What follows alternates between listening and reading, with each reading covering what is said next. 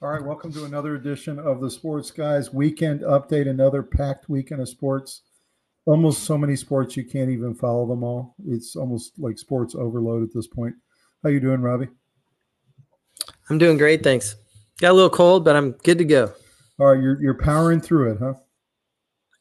Yeah, I feel way better than I sound. All right, that's good. All right, let's take a look at college football. Best games of the week. We got Oregon barely squeaked out a win against Wisconsin. I watched this game. It was a really good game. Very defensive struggle. The interesting thing is Wisconsin really should have upset Oregon on this day, but they just don't have any offense.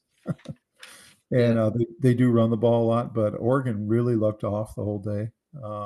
Wisconsin had a lead most of the day, and Wisconsin found a way to score 10 points in the fourth quarter, avoid an upset. But I don't know. This is the first time Oregon had really looked mortal and really looked like, they might be able to not squeak out a game, but they did. So any thoughts about Oregon pulling this one out? I think if you look at any champion in the last 50 years, they usually have one or two games that wasn't very impressive when most of their other games are blowouts or total dominations. Mm-hmm. So I think playing in Wisconsin is underrated. I think it's one of the hardest. I've heard it's one of the hardest stadiums to play in. One of the top maybe top 5 or 6 hardest to play in. So playing on the road is tough. They were due for kind of a so-so game, I think. And in a lot of ways, they dominated. On third downs, they were 5 of 15, which isn't great. But Wisconsin was 1 of 12. So Wisconsin was hanging in there with their defense for sure. Yeah. But Oregon dominated in yardage and just about most every category. Mm-hmm. But I think Dillon Gabriel had a so-so game. He had no touchdowns and 1 interception. It was really interesting what Wisconsin did to bottle him up, they said this at halftime. Their coach said it. They made a concerted effort to keep him in the pocket, to not let him roll out because he's really good throwing on the run. And they just wouldn't let him. I mean, they basically were bridging around the pocket and forcing him to stay there. Occasionally he would squirt up the middle, but for the most part, I think Dillon Gabriel is one of the top 4 quarterbacks in college, but his supporting cast is so strong. I think he gets a little too much credit. Mm-hmm. And I think every now and then he looks pretty human. And I don't think he should be in the Heisman conversation. Not in a serious way. But I think he will be, but I think he won't win. He will be because they're going to keep winning. But, right. Yeah, I agree with that. He's better than Beck, but he has kind of the same limitations. I agree. Next game, Ohio State really looked good this week. They had a couple struggle weeks, but this was one where they really just imposed their will. Brought their backup quarterback in at the beginning of the fourth quarter to save their quarterback. Northwestern just couldn't get anything going, and Ohio State just was never really challenged in this game. Anything you can take out of this one? Northwestern not that great. Northwestern is a weak squad. Ohio State's just loaded. They have 3 NFL receivers and 2 NFL running backs. Mm-hmm. Their quarterback is a decent game manager. Their offensive line has taken some injuries, but they've sort of jumbled it up a little, and they've kind of found some solidification there. So Ohio State's a legitimate team that I think has probably the number 1 or number 2 roster in college, and they're a little limited by their quarterback, but they're one of the top teams. So in every way, they dominated this game. All year I've been saying they didn't really look like a contender to me, but they do now. I really think they definitely are one of the Final 4 teams, and I think they could win it. Absolutely, Ohio State could win the whole thing if things go right, but they could also lose second round. They could, yeah. But this was the first time they really looked like a contender in a while. So. If they're able to get the ball to their stars at all their skilled positions, I think they're almost impossible to stop. Mm-hmm. But if they get bogged down with not being able to run the ball, becoming one-dimensional, and Will Howard making mistakes, They can be beaten. They are gettable against really good offenses. Their defense is good, Yeah. but not great. I So think their defense is up and down a little bit, and their offensive line has been shaky with the injuries. So like a guy like Jalen Milroe could really exploit Ohio State, I think. I think it takes a left guard a little bit of time to become a left tackle. It's a completely Mhm, different technique of blocking. true. Guards immediately engage their guy. Left tackles have to protect space, so Right. it's a lot different footwork. So moving your left guard to left tackle definitely is an adjustment period. You could see that shakiness. The Mhm. left guard is an All-American left guard, but nonetheless, he's out of position now. And then they move the other guy to left guard. So it just is taking time, but I think they're getting better. I think they're improving. No doubt. So then we got Texas. They do win, but it was not overly impressive. It was at Arkansas, which is a really tough place to play. Their offense continues to be just kind of semi-sluggish the last couple of weeks. Yeah. Defense played really well. Arkansas really couldn't get much going. They win, not overly impressively. Any thoughts about this game? It was pretty cool. Hulk Hogan was there doing the to the crowd. Hulk Hogan was at the game. Yeah. Texas, their defense continues to be one of the best in the SEC and Mhm. therefore one of the best in the country. Right. I think they probably are the best defense in the country because they've done it for the longest. Teams like Georgia look like the best in certain games, like against Alabama and stuff, but then they have kind of bad games. Mhm. And Texas's D hasn't really had a bad game.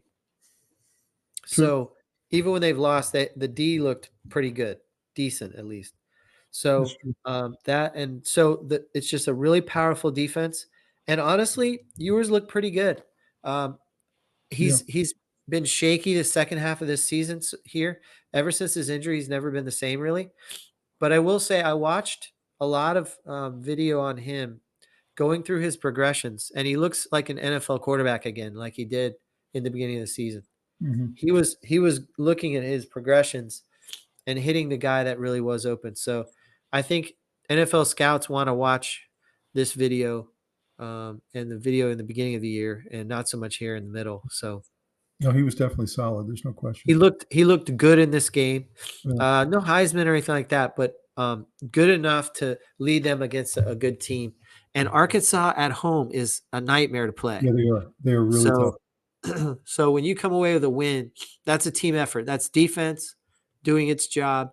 Ask And Tennessee, ask Alabama. All these teams are yeah, going to Arkansas. They all struggle. Ewers doing his job. Yeah. He had no picks and 2 touchdowns, Yeah. and 176 yards is okay, but he didn't make mistakes, and that was just really good for his team. They're also not running the ball the way they were early in the year. So I've been waiting for Yeah, Texas to pick up the running game a little bit. yeah, their offensive line's been a little disappointing. So them in Ohio State, if they can improve on that side, Mhm. um, if they can improve on the offensive line, I think Texas can come back up to expectations closer to Mhm. where they were. Maybe not all the way back to world beaters, but Mhm. have a Well, legitimate shot. we'll see. Penn State takes care of business against Purdue. Just a complete wipeout. Purdue is Purdue is bad. the worst team in the Big Ten, and did not really have a chance in this game. Penn State really kind of flexed their muscles in this game. They hadn't been scoring a lot of points, and in this game they really looked good. They were passing it all over the yard. They were getting touchdowns to tight ends. They were running the ball really effectively. This was a matter of their offensive line just imposed their will on Purdue. Yeah. So it was pretty Penn pretty State's cool. offensive line was awesome. They gave up no sacks.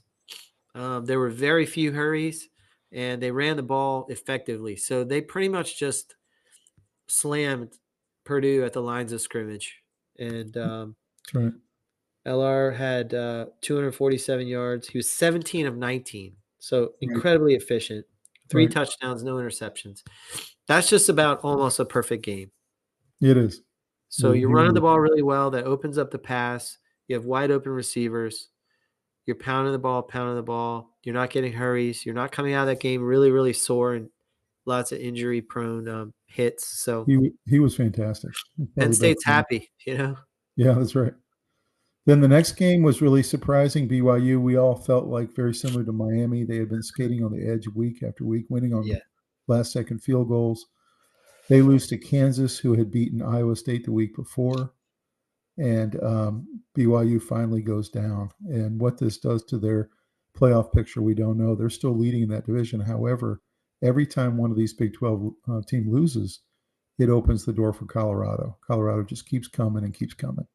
So I don't know. I a couple weeks ago said I thought Colorado was out of it, but I don't think they're out of it anymore. I think Kansas has had a disappointing season because expectations for them were actually pretty high in the beginning of the year. They were one of those sneaky teams that maybe some people were penciling in a playoff team. I think that was a little aggressive and overzealous, of course, but in retrospect, it's easy to say that. At the time, they were thought of highly because they had a lot of talented players. So, they have a nice squad, and they've had some decent wins this year and some close games. They could have had a different season than what they've had, is what I'm trying to say. In other words, they're a decent team with a bad record. And they're a decent team with a much worse record than their talent level. So now they've beaten two really good teams in a row, 2 weeks in a row. And BYU was teetering on the edge of getting a loss recently. They haven't really played anybody. So they were kind of ripe for losing. They did dominate most of the statistical categories.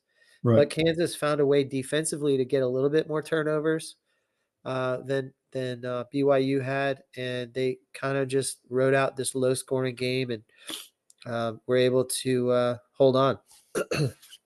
So do you think BYU is the number 6 team in the country? No. I don't.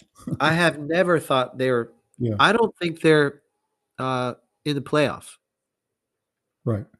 Their body of work just doesn't scream playoff. So, which means you think it's going to be Colorado? I believe it's Colorado. Yeah. Yep. Yeah, I never thought that until this week. I kind of agree with that now. So next game was one of the best games of the week. I thought it was very close most of the game. And then Georgia just kind of took over in the second half. Their defense imposed their will, and they started getting the running game going. Really good, solid SEC game. It was at Georgia. Georgia's crowd was really geeked up. Technically, this was an upset since they were lower ranked than Tennessee, but I mean, most people don't really think this was an upset. But really solid game. What do you think about this one? So I still think Georgia is one of the most talented teams that's a little bit limited by their quarterback play. They have an incredible roster. Their lines of scrimmage are just bulldozers. I will say they went up against Dylan Sampson, who I think is the second best running back in football. I agree. He's a beast, and they kept him to 101 yards, which sounds like a lot, but I think for somebody who's that talented, it's not a lot. The Georgia defense won this game for the most part. But you know what else? First of all, Carson Beck had 2 touchdowns and a 98 QBR, so he had a really nice game. I will say Carson Beck looked really good in this game. He had a nice game because Tennessee's defense is strong. They've won a lot of their games that were close this year. The defense came up huge. This was and the second thing is Georgia's defense had a fumble recovery and 5 sacks. That's a lot of damage, wreaking damage in the backfield. So this was the best that Carson Beck has looked all season. Yeah, I think so. I think this was a nice team win for Georgia, and I think Tennessee's defense, that's very vaunted, 0 sacks. Right. That tells you how the Georgia offensive line was playing. They were dominating the line of scrimmage. You now have 8 teams in the SEC with 2 losses in the SEC. Yep. You want to talk about just total parity. Yeah. It's crazy. Virginia, our team, loses to Notre Dame. We were hoping that they could actually keep this one close after the big win against Pitt. Scored 2 touchdowns in the second half, but essentially this was a complete wipeout. Virginia made 5 turnovers in the first half, and you just can't beat anybody. You couldn't even beat Richmond with 5 turnovers in the first half. So any thoughts about this one? I mean, you have Calandria, who just totally up and down. He keeps shooting us in the foot week after week. They finally put Musket back in, and he had 2 touchdowns second half. Now all the Cavalier fans are calling for Musket to start the rest of the season. You had Notre Dame. Riley Leonard looked really good in this game. He's really He solid. did. Any He did. thought? It was a total domination, all three phases. Virginia really couldn't compete on this level. They kind of held it close for the first quarter, and then Notre Dame kind of blew it open. And then Virginia changed quarterbacks, and Musket got a few touchdowns at the end, but it was not as close as the score. There was a score that got called back on Notre Dame. I really think it could have been a bigger blowout. So any kind of statistical things you look at, but they also used three different kickers because they were missing kicks. So it could have been a bigger blowout because they had touchdowns called back, missed kicks, etc. So Any explanation about how you could have 5 turnovers in the first half? You had one muffed kickoff. You have one muffed punt. You got a couple picks. Yeah, it was just I a night. mean, it was a nightmare. It was a lot of mistakes made by the lesser team because they were forcing too much and they knew that they were outmatched and trying to do more than they could, more than they really should. And so they turned the ball over 5 times. And then Notre Dame did some turnovers. They had 2 turnovers too. So there was a lot of sloppy play in this game. It wasn't a terrible game, but it was definitely clearly Virginia hung with them for a little while. Notre Dame blew them open.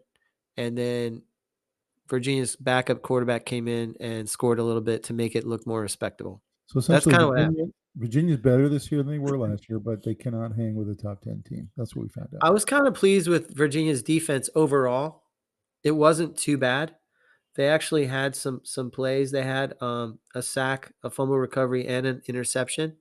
Mm-hmm. So I mean, they were playing hard defensively, but they just couldn't match up. Yeah. And I I think agree. Notre Dame actually made a lot of mistakes. I'm pretty sure they weren't super happy with Right. what they had done. I agree with that. It must have hurt for Chris Tyree because he really wanted to have a big game against his old Yeah, team. yeah, he fumbled the first punt. Yeah. Well, Notre Dame is rolling, and I think they're on the way to the playoff. I really They do. are. I didn't realize, but Al Golden is their defensive coordinator, I did see that. and he Yep. used to be the defensive coordinator for Virginia when we were there, Right. and we had an incredible defense. We got to number 1 in the country Yep. for a little while, and then he went on to coach at Miami and do some other stuff. So he's a really nice asset for them to have as a coordinator. You want Okay. as many leaders at coordinating as possible to take pressure off your head coach so he can focus in on administrative stuff as well as fixing problems that you dig in and you find you do a lot Mhm. of self scouting. So this next game was, I think, one of the top 2 games the entire Saturday. I watched the entire thing. South Carolina is one of the hottest teams in the country, and Yes. Missouri has a really good quarterback and a really good team, and it just was exciting from beginning to end, this game. You just really didn't know who was going to win it. South Carolina scores a very late touchdown to win this with about a minute left in the fourth quarter. 34-30, great SEC matchup. Both 7-3 now. Both really solid teams. Any thought about this one? Well, I'm pretty sure it was the last podcast we talked about how South Carolina is coming up. They're really Yeah. rising. Yep. They have used as fuel the disappointment of last year. And I think Missouri is a team that's been sort of trailing off and kind of desperate. They were kind of a darling of the media early on and Mhm. very highly ranked and thought of as a sure thing for the playoff. And then they kind of had a few weird losses and then they've slipped and slipped. And now they're kind of falling out. I think this was their last gasp to Mhm. fight to try and stay in there. They really fought hard. Agreed. South Carolina was kind of incredible. It was a good game though, because Missouri was motivated and South Carolina, their quarterback had 5 touchdowns, which was incredible. And they were, they had some sacks and interceptions. So I think South Carolina's def kind of sealed the deal, but Missouri's offense is no joke. So it was an excellent game. Do you think some of the big programs are going to be coming after Shane Beamer? I mean, I have to think so. Maybe, but a lot of these SEC teams can take care of their coach. So I don't Yeah. I don't know how easy it is to pry away an SEC coach. Yeah. I guess we'll see. I mean, if it's a big time program, Michigan or something. Or Maybe. NFL, you know. Or NFL. Yeah. It's a different animal going to the NFL. Sometimes it can be better. You talked about how 2 weeks ago in our podcast, you said that the next 2 weeks we're going to really see some things settle out, and they're going to see some teams get knocked out. So Missouri's gone. Missouri's gone, right? Okay. Yeah. LSU gone. And I think South Carolina is not going to be able to get back, although they're really trying hard. But they had that third Probably loss. not. They got one too many losses, basically. Yeah, that's right. They lost one time that they shouldn't have. The next game was a great game. It was really close in the first half. Boise State, San Jose State. San Jose State's actually a pretty good team. But the Ashton Genty show took over the second half. The guy was unbelievable. Some of his runs were just astounding. And Boise State continues on in their march towards the playoff and the number 12 seed. Anything to take away from this one? I mean, Genty is unbelievable. And they have actually a pretty nice offense.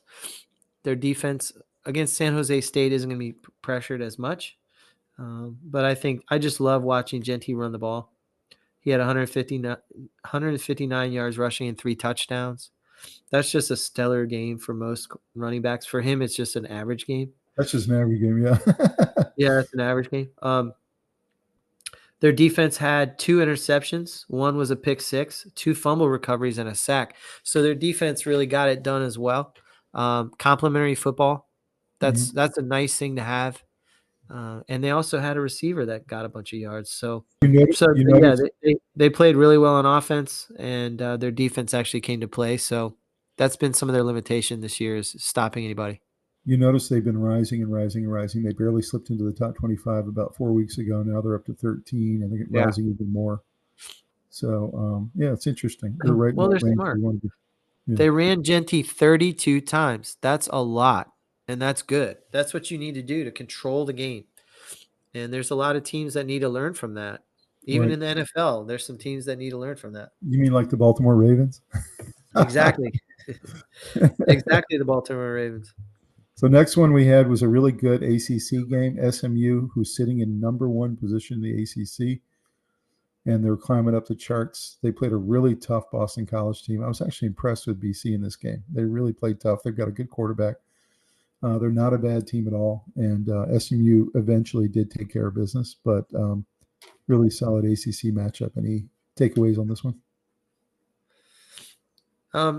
Very impressed with SMU. They're just mowing teams down. Obviously, Boston College played hard, and SMU had decent defensive performance, but they were unable to contain the running back a little bit for Boston College. They have a really pretty savage running game, but Kevin Jennings for SMU had 3 touchdowns and a pick, so he had a pretty nice performance overall. And 24 of 35, 298 yards. I thought they were mainly a running team, SMU, but when I watched that game, they can really pass the ball. They can throw this year. A good throwing game. Yeah, they're a good, solid team. I think it's real easy to take them lightly, but isn't it fun that Virginia has SMU this next week coming up? Yeah, they have Virginia and Cal left, so they should crush both of those opportunities and be sitting kind of pretty. They should. They'll only go up from 14. So that's right. Next game, we were just praising Washington State last week and talking about how nobody was watching them and nobody was paying attention to them. They were 8-1, and then they go and lose to Bronco Mendenhall of the New Mexico team, 38-35. Actually, I wouldn't say it was lay an egg. It's actually a really good game. There was a lot of big highlights in this game. There was just nonstop offense. It was no defense on the field. Washington State had a 28-14 lead at half, and I was like, this game's over. I know. And Bronco comes out, and obviously he out-adjusted the other coach because comes out and New Mexico pulls this game out in the fourth quarter. So I was really, I like looking at stats. Kind of rooting for Mendenhall, I like looking at stats. I don't think I've ever seen, I can't say it, never, I don't remember one this year where there was more yardage total. It was 534 yards for New Mexico and 547 for Washington State. That's a Wow. lot. That's a lot of That's offense. insane. Normally, one team blows the other out. They have 547, but the other team Yeah. has 225. Right. And Yeah. they both just pummeled each other, and New It was a Mexico came away with the slugfest. win. It was a slugfest. Yeah. It was a slugfest. Very little defense. Very little defense. Washington State had 0 sacks, and New Mexico had 1 sack. It was just, I don't know. It was just they were just marching up and down the field. Aren't you rooting for Bronco a little bit? I don't know. Yeah, yeah. He gave us some good years. I kind of like seeing him have some success. I do have to say, Washington State, Kyle Williams had 9 for 181 yards and 9 catches for 181 yards and 3 touchdowns. Yeah, they're a really good team. I mean, they're 8-2. So that's an NFL player right there. They're Kyle 8-2. Williams. They've had a really solid year. Washington State. They lost this game closely, but Washington State has nothing to be ashamed of. They've had a really solid season. Yeah, so that's right. Then we have Arizona State out of nowhere gives K-State their second loss 2 weeks in a row and knocks Kansas State out of the playoff. And Arizona puts themselves into the mix. They're essentially now in the mix with BYU and with Colorado. All of a sudden, Arizona State's playing really good ball. Any thoughts about this one? Well, Arizona State dominated really time of possession. They did a nice job defensively. They had 2 INTs and a fumble recovery, so they made it happen on defense. They didn't get a lot of pressure, but they were opportunistic on defense. So I think K-State just kind of came up short on the offensive end, and Arizona State did enough offensively to kind of take control. 2 weeks ago, K-State was celebrating Iowa State's loss and saying, we're the ones who are going to go into the playoffs now. And now they've lost 2 in a row. And it just shows you how brutal college football can be. Yeah. When you can't win these in-conference games. That's right. It's a good ball game, though. I think Arizona State is another team. That was team a good one. That was nobody's paying attention to, you know. K-State's offense was a little limited. Their quarterback, Avery Johnson, threw 2 picks. Yeah. And he was 24 of 40. I'm never a big fan of throwing the ball 40 times, but how do you throw 40 times and you get shut out in the first half? You know what I'm saying? I know. It's just you're throwing picks and you're throwing a lot in the dirt. That's right. So we got the big game of the day in the Big 12. This was Colorado against Utah. Utah, everyone knew they'd put up a really big fight, and they did, but just wasn't enough. Colorado has so many playmakers. They have so many guys all over the field. Wester and Travis Hunter and Shedeur Sanders and Shiloh Sanders with another pick and all these different guys making big plays, punt returns for 45 yards. They had a kickoff return for a TD. They're just so exciting to watch. This is why their viewership is up so much right now, because the last couple of weeks, Colorado they're just the most exciting watch in football. They are. I mean, they make plays. They're not big offensive line, big defensive line that are bulldozing people. They're ball hawking. They're doing, trick plays. Shedeur is doing Mahomes like stuff, They have the best player in football, Hunter. So, I mean, he had an incredible game. He had a rush for a rushing touchdown. So he's supposed to be a receiver and corner, and now he's running the ball. He had 55 yards receiving, and he had a pick on defense. Right. I mean, that's insane. He's now shattering his own records from last year for receptions and interceptions. Last year he had a big year, and he's shattering those records. And by the way, let's face it, the impact that you have when you take away a whole side of the field is the other guys are going to get more action, and they're going to make plays. So if you shrink the field on an offense, they're going to be less effective. So his presence presents problems. So you get out of sync offensively. They had a fumble recovery, 4 sacks, and 3 INTs. Mm-hmm. They're a nightmare, and a lot of it's because of Hunter. He has a lot of supporting cast, much better team. They were one of, I didn't realize this, but they were one of, again, second year in a row, one of the most active in the transfer portal of any team. I Mhm. knew they were last year. I didn't know they were this year until a couple weeks ago when I read that. That's So true. they quickly rebuild wherever they're weak, and actually they're stronger than they were a year ago. So if if he keeps building through the portal like he has been, the sky's the limit. He could turn Colorado into a program that's not to be messed with on the A lot of highest level. people were scratching their heads last year when they hired Dion, but Colorado actually came out and said, "We're trying to raise our brand. We're trying to Yeah. raise the brand." And I mean, to say anything but that he has done that. Do you know that the number one jersey sales in college football is Alabama, and the Yeah. number two is Colorado? They're selling more jerseys than Georgia is. That's crazy. So, do you think they've raised their brand a little bit under Deion They Sanders? absolutely have. Colorado? They have.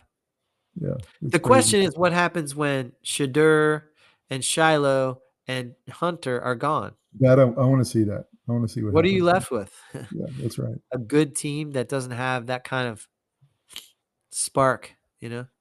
So this next game I watched quite a bit of, and I was really thinking Pittsburgh was going to win this game. They really were Yeah. playing tough, and actually took a little lead right at the end there, 20-17. But then Clemson had enough time to drive it down the field behind Klubnik and ram it in with very little time left and win 24-20. So they did win very close at the end there. Any thoughts on Clemson and what a lot of people thought was a tough and maybe not that impressive a win? I thought it was impressive because I really think both defenses came to play really hard. The amount of pressure both quarterbacks were under was one of the hardest of the whole day. They were getting barraged with pressure. So I think Klubnik got the better end of the deal. He played well. One of his better performances, I think. He had 27 of 41, 288 yards, 2 touchdowns, 0 INTs. He also had 41 yards rushing and a touchdown. So, and he had a 50-yard run. So he had a really nice long I run. think they had a nice game, and the reason I think it is somewhat impressive is because Pittsburgh's a really good team. It's not like they're beating Wake Forest or something. I think he summoned up Pittsburgh his Trevor Lawrence with a surprising long run for a touchdown, I just saw like that. Trevor Lawrence That did. was a great run. That was a great Yeah, run. But yeah. I think he played well. Like, I think he helped his stock on that game. I Did really you do. He did you maybe see went how from like fourth round to a third round pick or something. did you see how Showed it excited out. Dabo Sweeney was on that run and running down the Yeah, sideline? He was really it pumped. was great. I think he's kind of underrated a little bit. I don't think he belongs at the top, but I think he's maybe Yeah, top 10 or yeah, something maybe, like that. maybe. I could see He that. should be in the top 3 rounds, maybe 4 rounds. So this next game was interesting. It officially knocked LSU out of the mix. Florida was already out of the mix, of course, and it was interesting. You and I were talking about Florida and how they had really been coming on, Yeah, they're coming up. especially since they had given the vote of confidence towards their coach about 3 weeks ago, It kinda and changed everything in that locker room. now That they're was playing really really good smart that they did football. that. They're playing really solid. Yeah. What are your thoughts about this game? I mean, Florida is playing hard. They're playing tough. They're a new team. It's like they're refreshed. And I think LSU has limitations. I think they have limitations. They've been overrated a lot this year, and I think they have limitations. Nussmeier threw 47 times. I hate that. Um, and he had a touchdown, 0 interceptions. It's not very impactful. But I think Florida, they had a really nice game plan. Elijah Badger had 131 yards receiving Mhm, and a touchdown. So they were moving the ball well in the air. Third down wise, um, LSU was 13 of 24. Florida was 3 of 9. So mhm, LSU was definitely moving the ball, but they were getting stopped.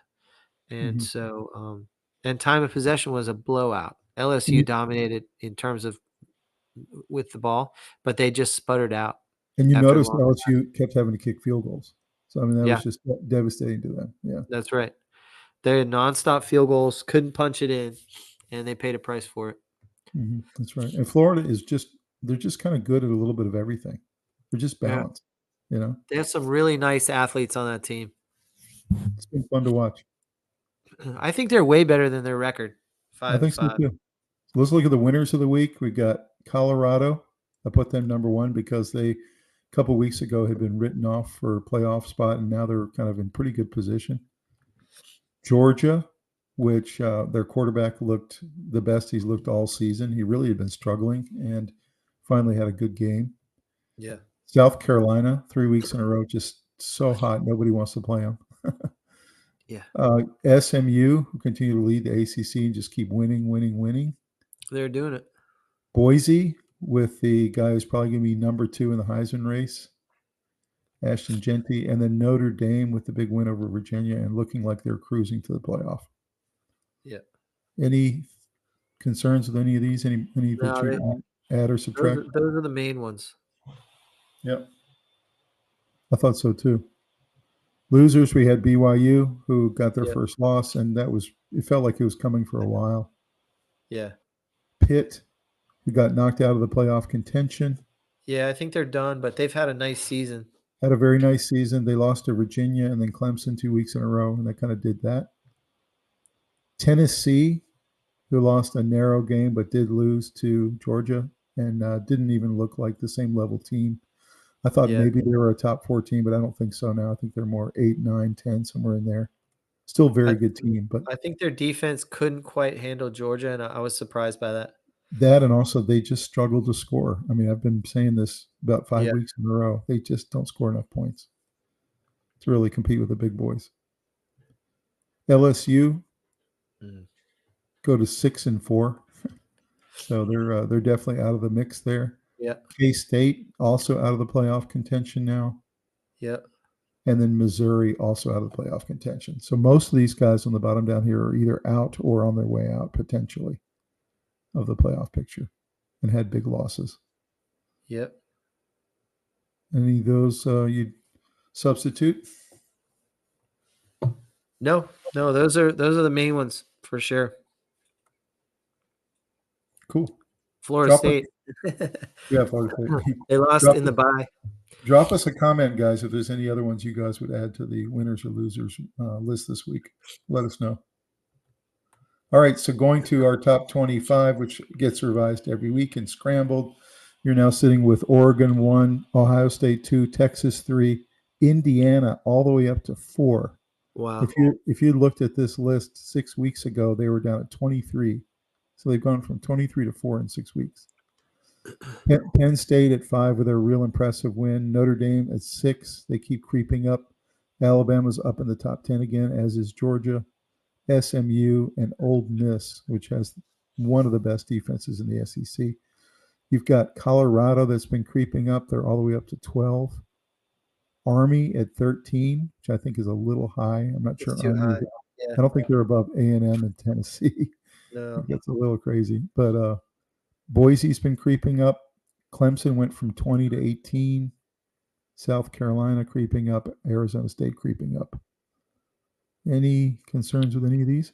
Just Army. I think it's too high, but no.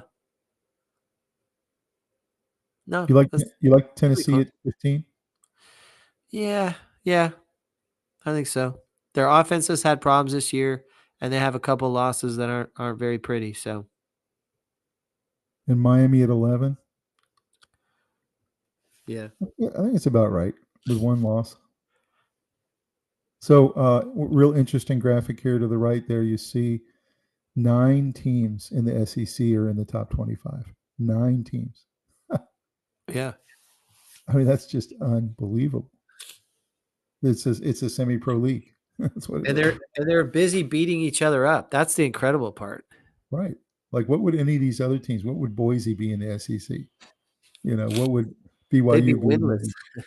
What would BYU be in the SEC? You know what I'm saying? They would only beat, Mississippi State and Vanderbilt. That's it. Mm-hmm. Oh, boy. And that's a maybe. Yeah. That's just murderer's row if you're in that league. Do you So really want another to play South Carolina or Florida? another No. great picture there to the right of Travis Hunter doing one of his touchdowns this year, getting his feet down. Do you want to What play an- a Georgia team that keeps hearing that they're not good? Like, I don't want to play that team. No, they're gonna be angry. they're sitting middle of the pack. Yeah, they're champs still, and oh man, What do you think of that picture of Travis Hunter? I mean, he's unbelievable. He had one of the best catches of the year on offense. He had an incredible pick. He ran for a touchdown. I mean, I don't think we're appreciating enough what we're watching. I just don't think we, Yeah. for whatever reason, I don't know if it's Colorado's not getting enough spotlight because it's not that great of a team. It's a decent team, but they have these incredible stars on there. And Well, not such a supporting cast. Let's go take a look at Mr. Travis Hunter and the guy who we think just won the Heisman this week. Not just this week, though. I mean, he's doing it all year. They're not throwing at his side. That's true. So he's getting 0 tackles in a game because they're staying away from his side. Wilson throws it up the sideline. Intercepted. Hunter. What a great pick. Travis Hunter into Utah territory. What a play for Colorado. Oski.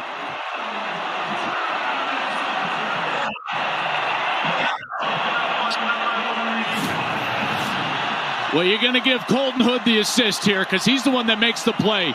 So Wilson gets a little pressure and just kind of throws it up to the corner. That's why it's short, but Hood is out of phase and has to react to get back to the catch area, and he knocks the ball away from the wide receiver, and then you've got the Oski drill. Tip, Travis Hunter is ready, and he's giving everybody the Heisman. The favorite right now, getting some production here with an interception. Sanders. Guns it. Sanders in a pocket. Oh, what a catch. Travis Hunter. Give him the Heisman now. In double coverage, but there is a flag. So watch that they're going to attack this corner of the field right here. So Hunter is going to take off to that corner of the field, and then it's literally a jump ball. He turns around and he gives his chest to the quarterback, and it's in between two players, and he just rises above them to get it.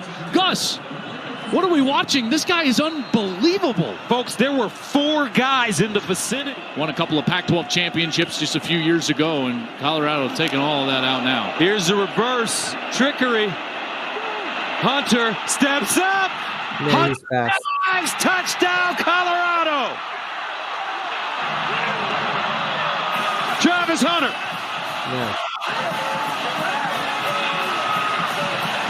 48-24 Buffs. He's just such a weapon. We coming, they said. The man said we coming on his first day. Well, guess what?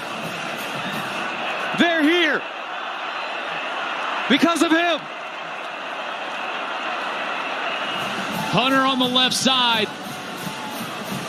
Pitch from Offerdahl, dead to rights. You got 4 Utes there, and then he leaps over another for a touchdown.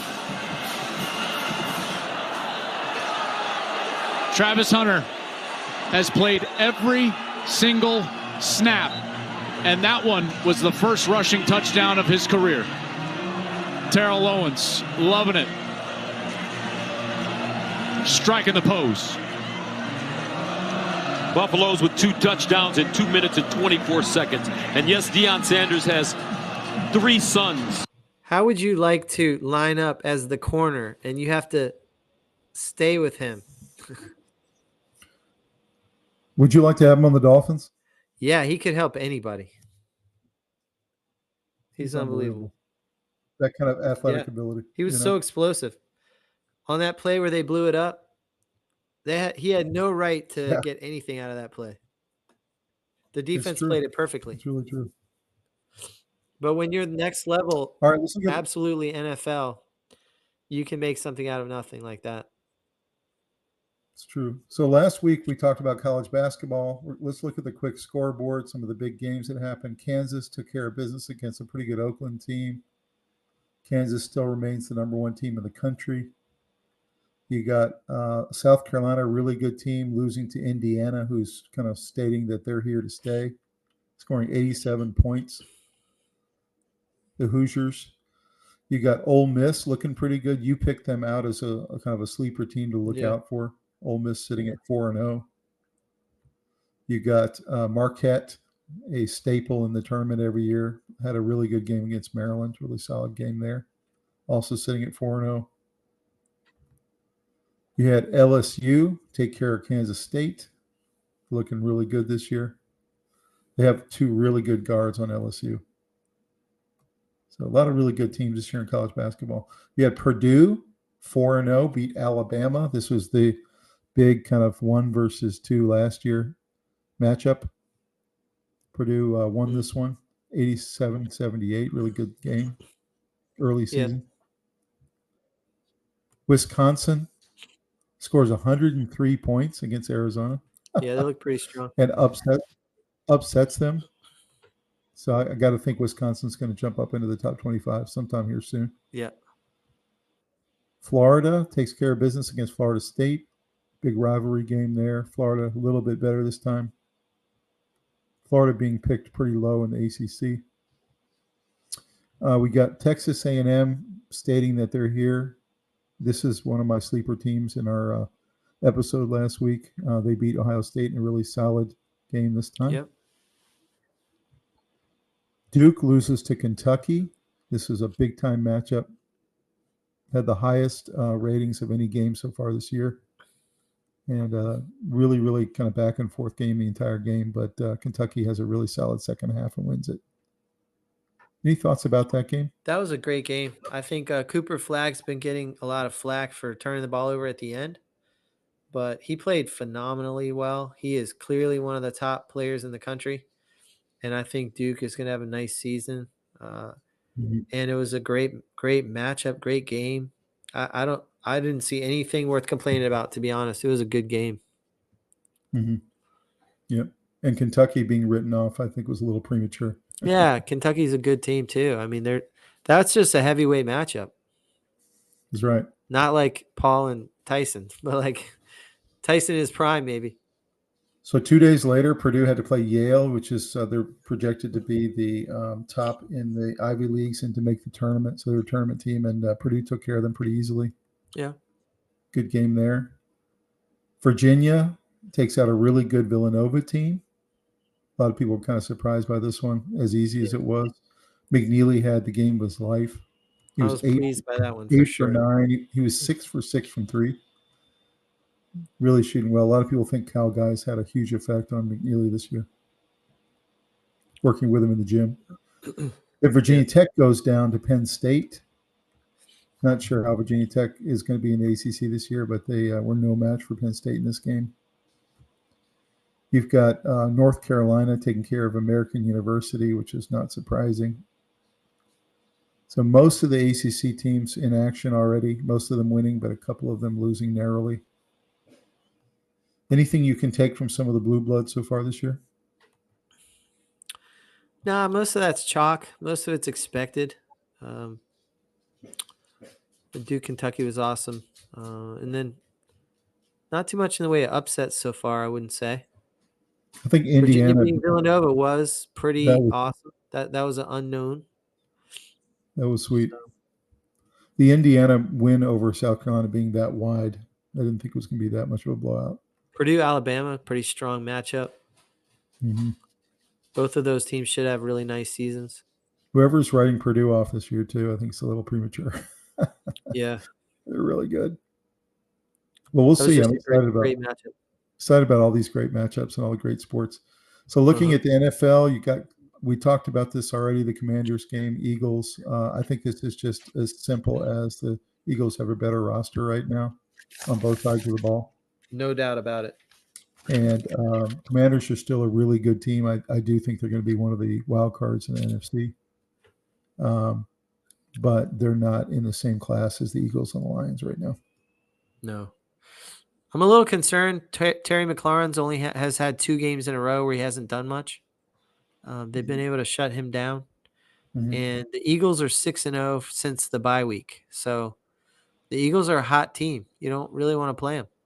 That's right. That's right. And, you notice that Jalen Hurts has been playing better largely because they're having him throw less. They're having him throw less. The better they do. They're running him and Saquon. And so it's really hard to stop them because when they do go to throw, they got A.J. Brown and a nice complement of, Goddard. And they have a lot of options throwing the ball. So Devontae Smith. All you do is play action, and it's a nightmare. Yeah, that's right. So if you're the defense, you got to watch Saquon Barkley getting the ball first. And if he runs that way without it, you got to focus on not letting Hurts out of the pocket because he's running really well right now. And then you've also got to worry about all their receivers all over the field. So the offense is really clicking, and their defense is playing better. So I was pretty proud of the Commanders' defense in this game. It was 10-6 going into the fourth quarter. And yeah.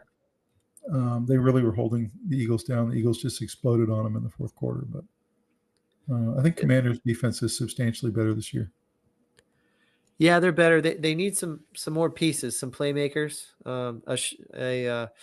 Travis Hunter or something like that. But they don't really have that. But they have a nice set of rushers, and I think they need corner and safeties.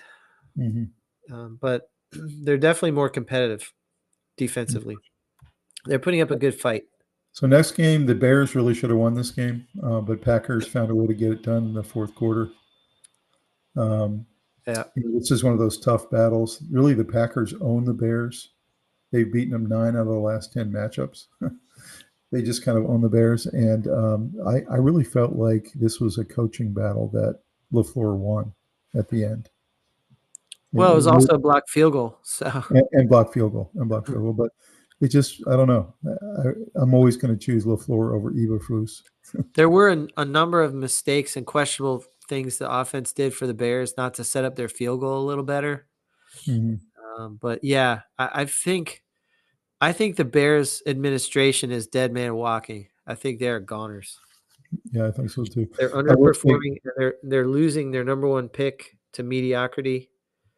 And I will say Caleb looked a little bit better in this game, and he didn't look so lost. And I would say that Jordan Love, you've got to take some of the bad with the good, and he's always going to throw one head-scratching pick. And he did that again in the red zone this time. It's just such a killer. I mean, they should have. I will say, when I first saw it, it looked like a terrible throw by Love. But I've heard some people say that the receiver was supposed to sit down deeper, not just turn around and stop, but like float backwards, because he was kind of wide open. The ball floated over the receiver, but if the receiver had been backing up, it would have been perfect. So I'm not 100% sure that was as bad a throw as it looked like. But it's certainly, when I saw it live, I watched that. I mean, only the team really knows. Terrible. When they go into film study, only they really know if he ran the route the way he was supposed to run it, or if he misran the route. Sometimes it is a bad. I'm not a big Love apologist. I think he's having an okay season with ups and downs, mostly driven by the fact that he hasn't really been the same since his injury.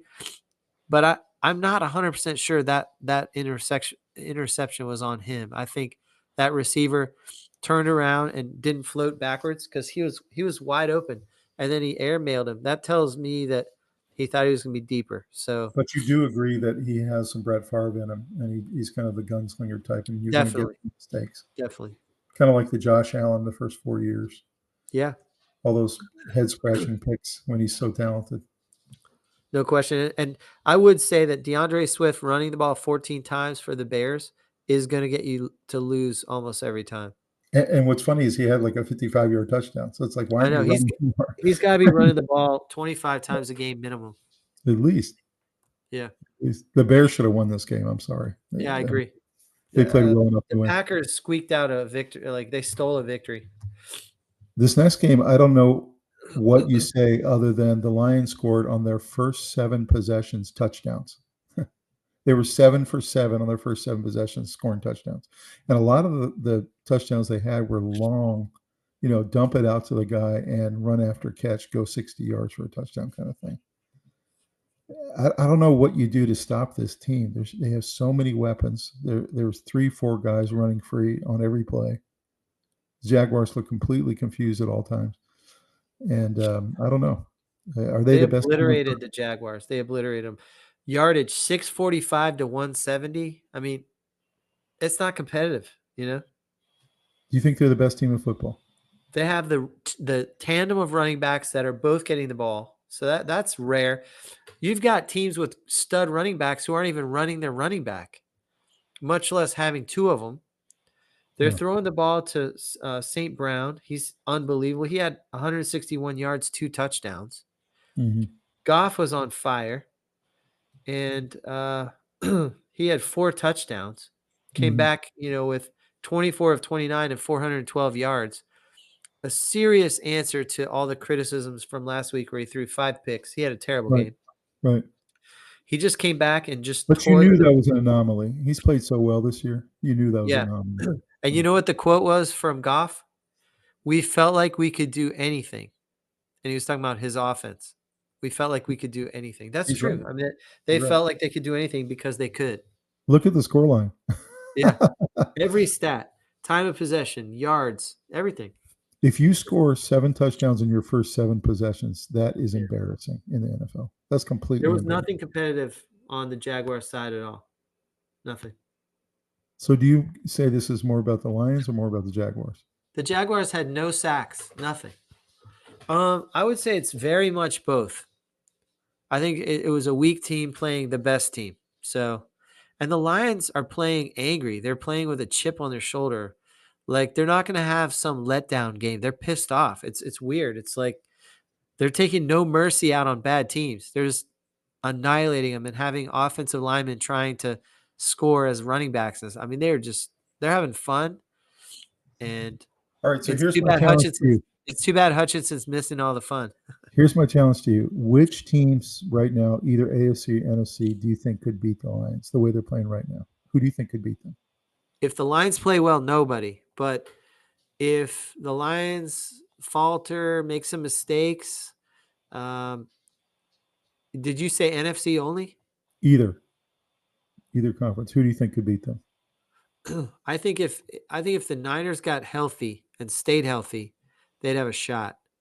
But in their current situation, they're not healthy enough. There's no way. I think the Ravens, when they have a good game plan, could beat them.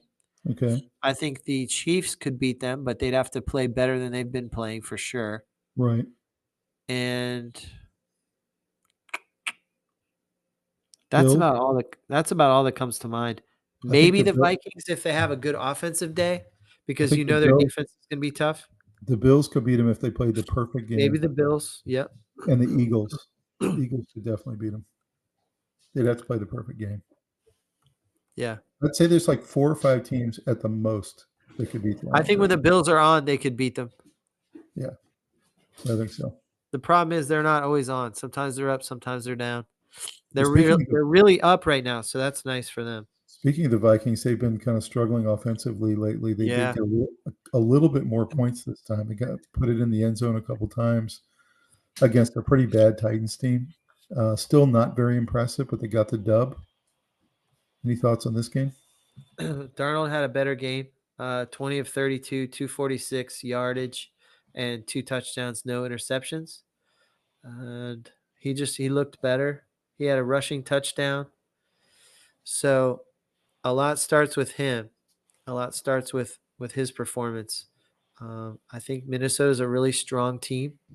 It's unfortunate for them that they're in the Lions division because that's just a tough mountain to climb. But I think Minnesota's D generally has been really good this year, and they played well again. I mean, they had 5 sacks and an interception, and they just kind of dominated Will Levis.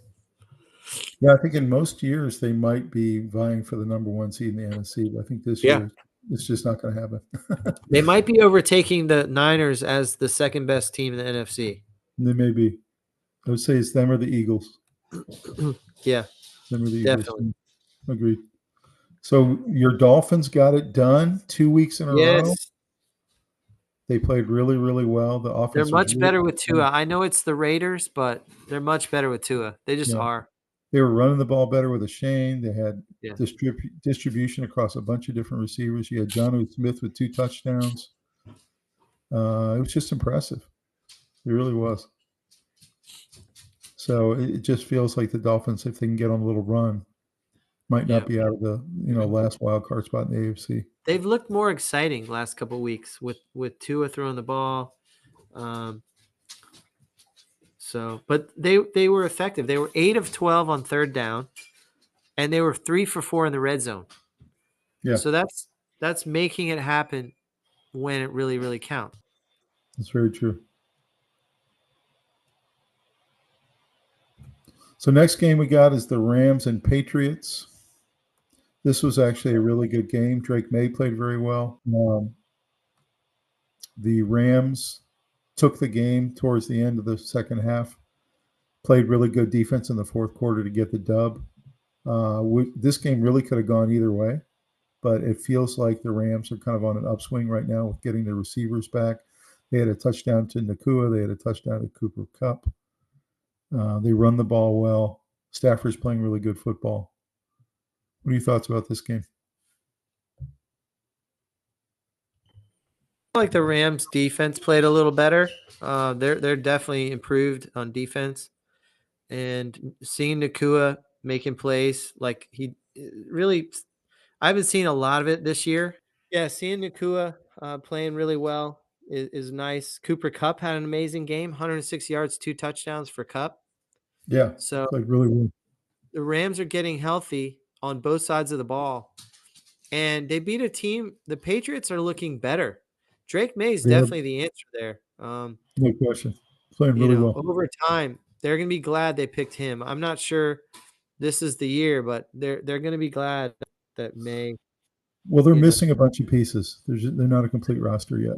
Yeah, the roster's not very good, but they have a lot of nice role players. They just don't have a lot of stars and big impact players. Right. They can run the ball pretty well. They need to draft a couple linemen. They need to draft a receiver. They need a lot of stuff. They need to trade down and get picks. Yeah, that's right. So next game here, the Saints absolutely dismantled the Browns. A little bit surprising. Jameis Winston had a really passionate pregame speech, and you just felt like they were going to kind of come into the Saints Superdome and do something, but did not happen. The Saints had Taysom Hill, had a couple touchdowns, and they just really kind of took over in the second half. So what are your thoughts about this game? It was a little surprising. Saints are 2-0 under their interim head coach. Taysom Hill had the game of his life. He was he had a touchdown throwing. He had 138 yards rushing with 3 touchdowns. He had 50 yards receiving. I mean, he went off. Yeah. And Valdez-Scantling again had an amazing game. I told you he was one of the most biggest impact players from last week. That's true. He would have been the player of the week offensively last week if it weren't for Jamar Chase. That's true. So Valdez-Scantling has turned into a real number one. So Taysom Hill is a quarterback, a running back, and a tight end. Yeah. I mean, have we ever seen runs anything with the like ball, him? He throws the ball, and he catches the ball. It's unbelievable. Have we ever seen anything like him? He's like a Swiss Army knife. He's one of Bronco Mendenhall's guys. Yeah. So he's just crazy athlete. No, he's just a great athlete, and they find ways to use him. They said they took out Derek Carr because he's not dynamic athletically enough, and that it's interesting that they felt like they had to get some athleticism into the quarterback position. Derek Carr still was 21 of 27, 248 yards, 2 touchdowns, and no picks. He had a nice game. He did. He had a nice game. They're scheming. They're finding ways of using Taysom Hill really creatively, and I love it, actually. I love it because too. he's a mismatch. He's an athletic mismatch. He's powerful, so he's way too strong to put a corner on. Yeah. He's a beast running the ball. The problem is when they put a linebacker on him, he torches them. So he torches a linebacker. He obliterates a corner physically. Safety has a chance, but he's still too small. And then when they put him in, they don't think he's going to throw, and he can still throw. So And he can throw. So, yeah, he's a problem. yeah. So I think they misused him for the last several years, honestly. So the Browns have completely imploded. Do you think they're going to blow it up in the offseason? They need to blow it up. Yeah. Yeah. That's what it looks like. I mean, they're wasting a couple of their stars' chances at anything spectacular. And so they need to trade them for picks. You got Nick Chubb. You got all those guys. Yeah, I would trade all these guys. Try and turn every good player you have into 2 or 3 players. So this next game was really surprising. It was actually a really good game. The Colts end up with a win with a last-second touchdown by Richardson. It was his second rushing of the day. Yeah. It was one where he looked a lot like Josh Allen. He absolutely bowled guys over at the goal line. Actually, both of his touchdowns, he bowled guys over. These were little defensive backs trying to take on this guy who's the size of Cam Newton. And really kind of a triumphant return for Richardson, his first start back after having been benched for a couple of weeks, and finds a way to outduel Aaron Rodgers and the Jets in New York. Any thoughts about this game? Josh Downs had a nice game, but mainly I was impressed with Richardson. He was really a dual threat quarterback. He ran nicely, got touchdowns, throwing and pass and running, and no mistakes, no picks.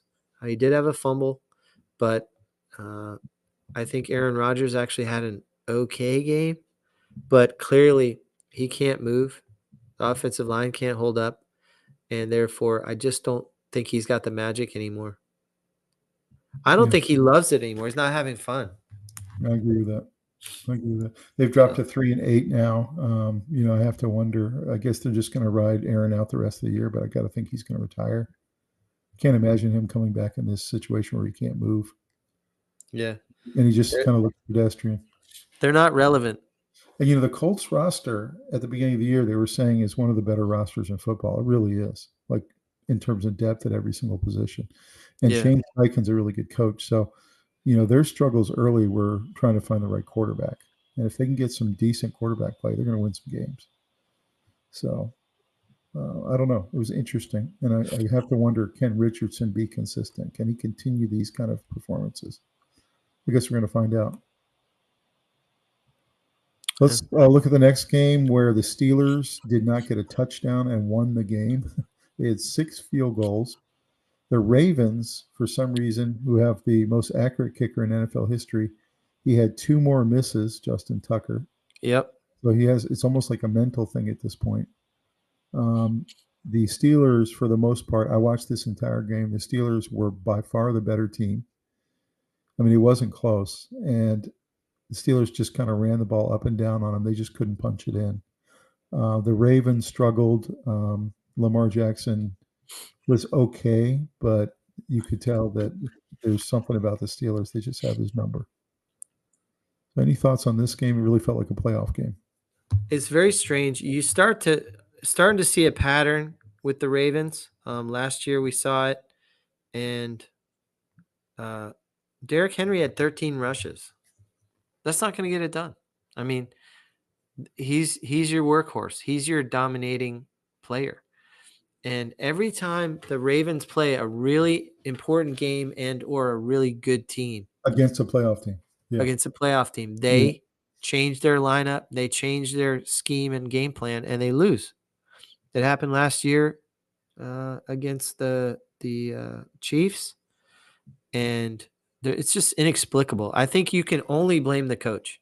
I mean, that's where the blame lies, and he's not figuring it out. I told you in pre-season that I didn't trust the coach not to go away from the run when you get pass happy, when you get nervous about a team.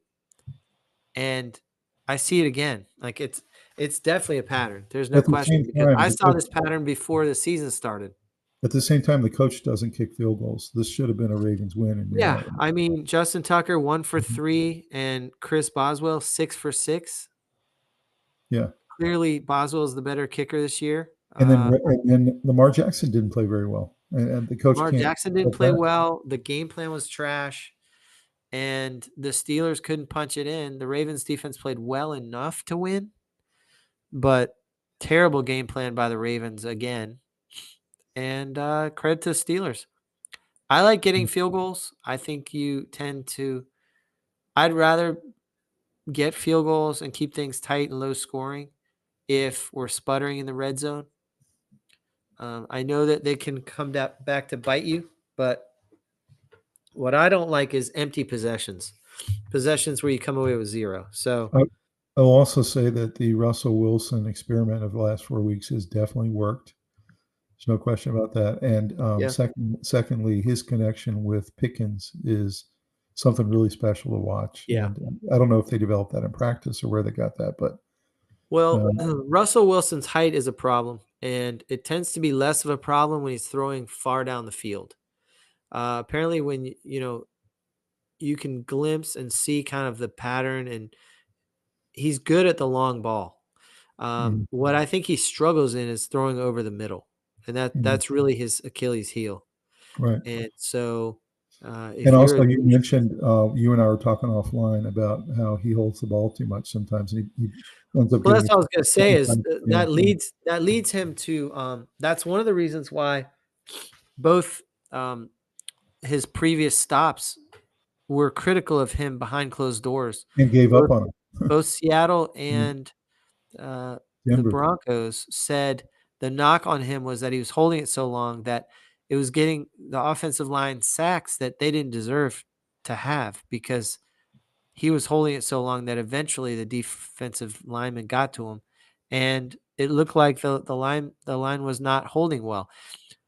The Broncos had a great offensive line last year, and he was taking sacks. So it was clearly something that was frustrating for Peyton.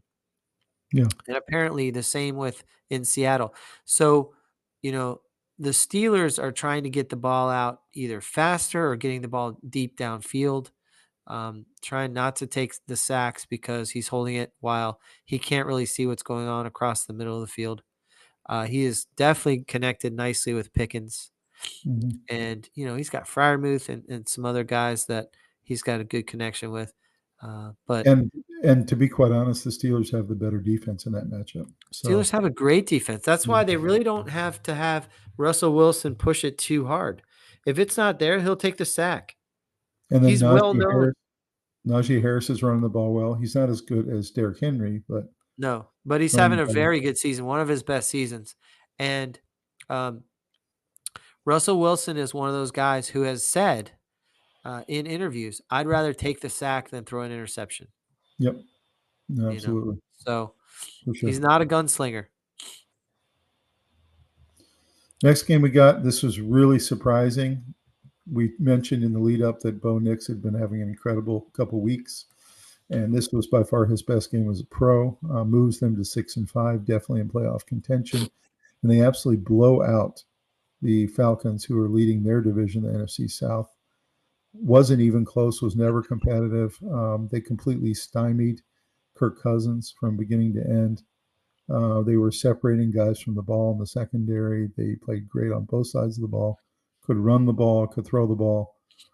And I don't know, it just felt like a complete announcement by the Broncos to the league that we're here.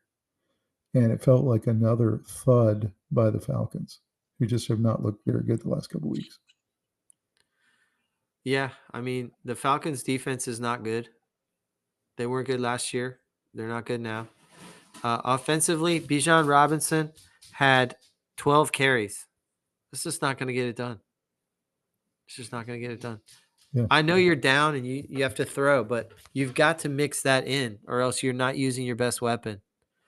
So the Broncos, Bo Nix, I mean, we called it in the preseason that he was going to be the best rookie, most likely, and he pretty much is.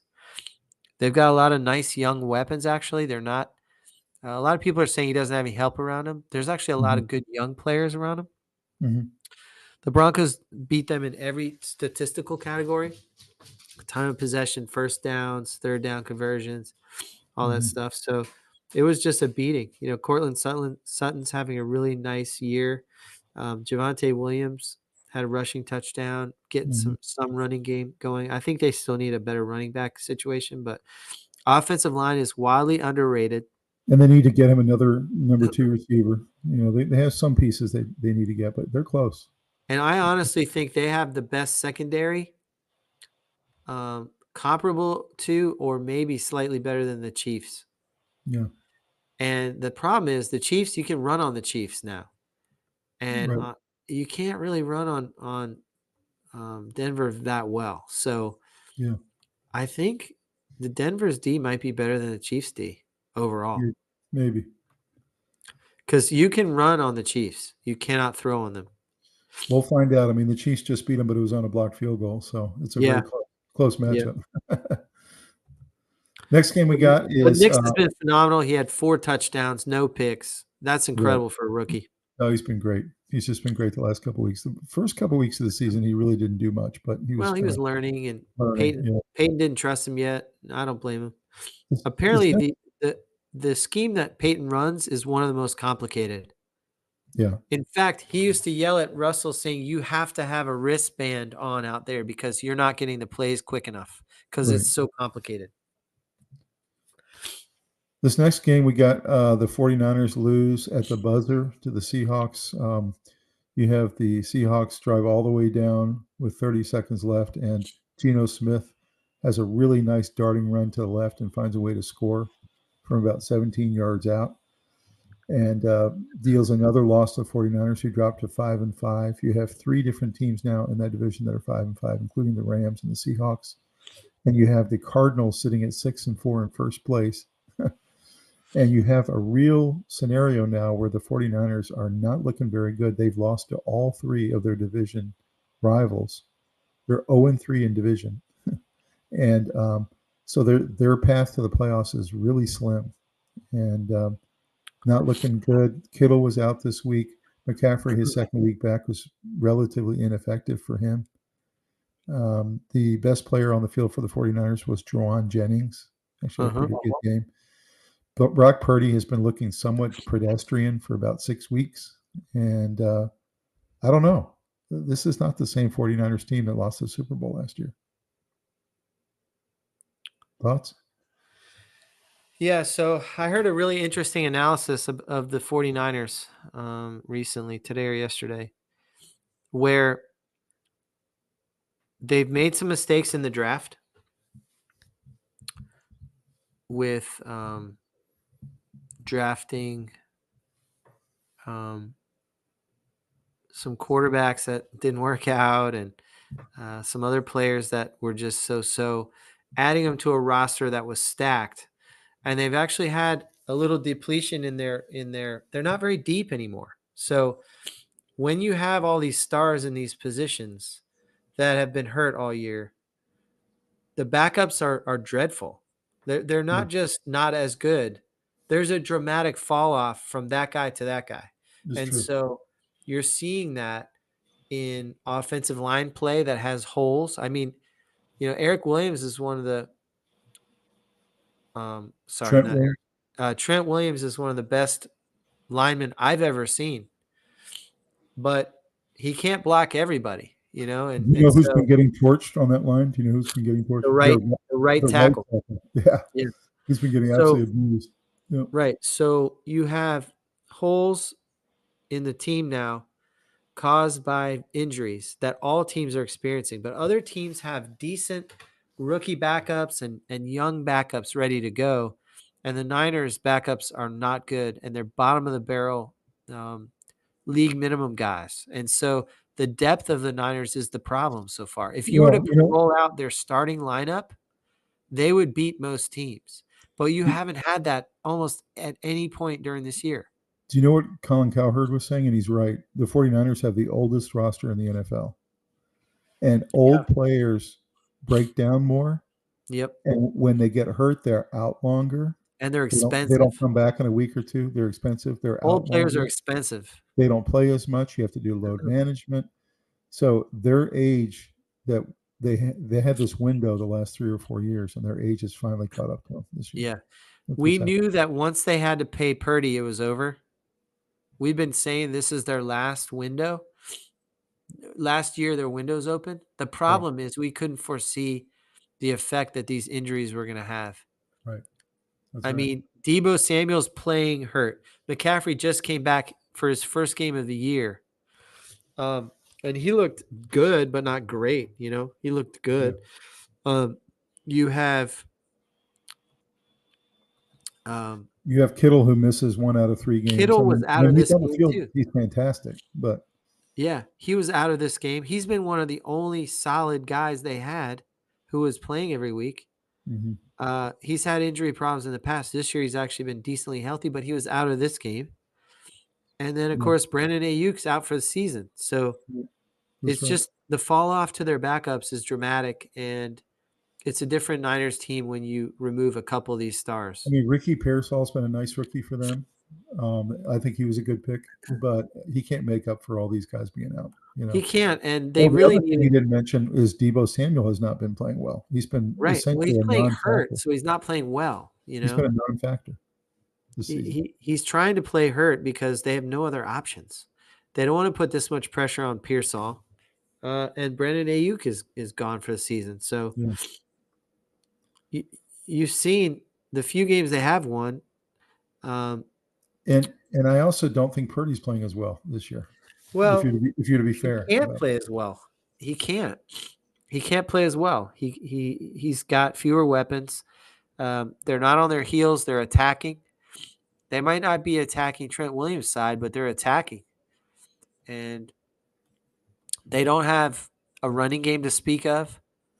Bringing McCaffrey back, you're not going to run him into the ground. See, part of the problem that division has is now that they've all beaten each other up, only one team out of that division is probably going to make the playoffs, and that's the division winner. Because the AFC North is going to take all the playoff spots. So you're going to get one team out of this division. And if I were to bet right now, I'm going to say the Cardinals. I think the Cardinals are going to win this division. Maybe. I guess we'll see. Maybe. We'll see. I still think the Niners can turn it around, but maybe they got to get healthy really fast. Yeah.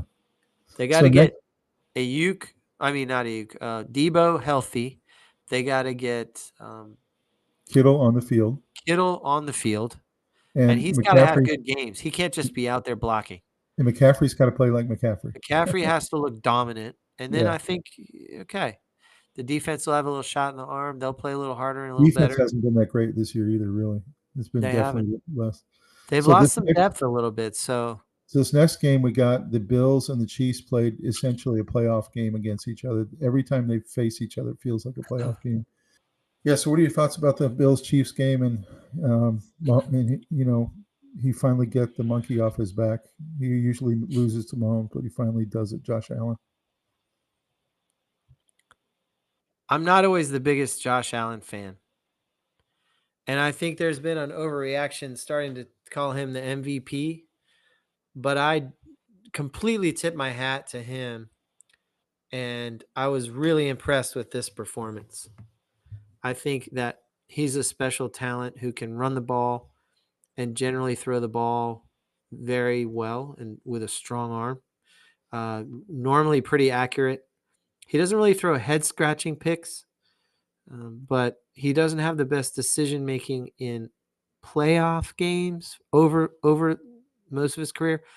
But, man, he played really well in this game. He's playing really well most of this season.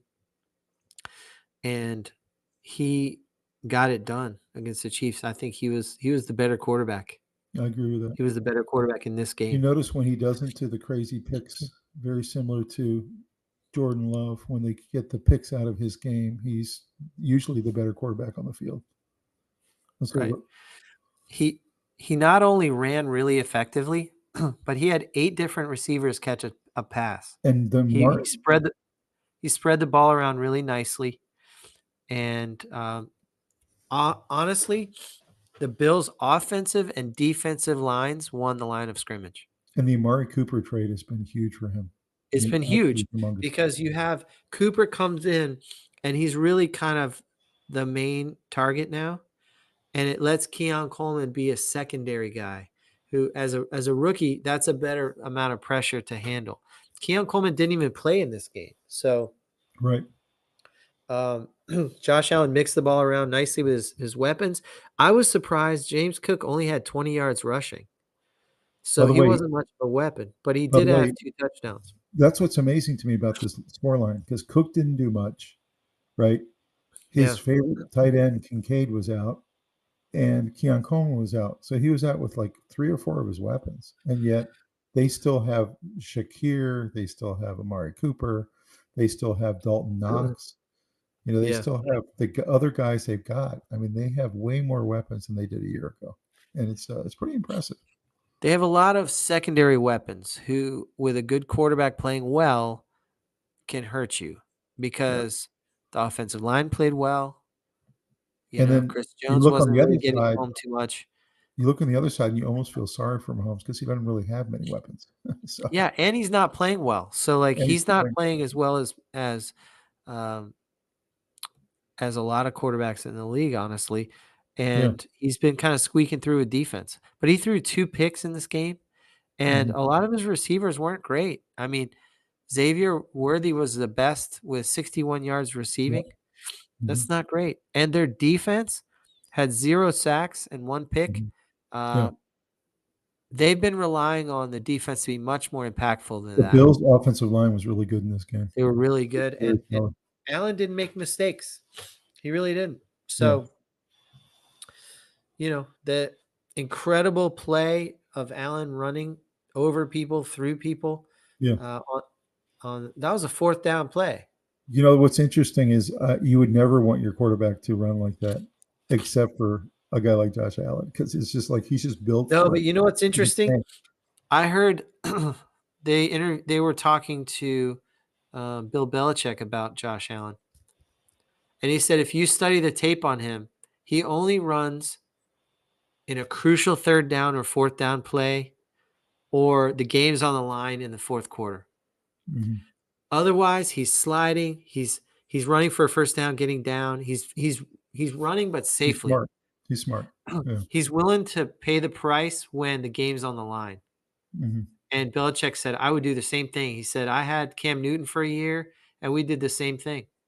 We told him, don't take unnecessary shots. When the play doesn't matter, do not get hit and do not run. Right. But if you do run safely.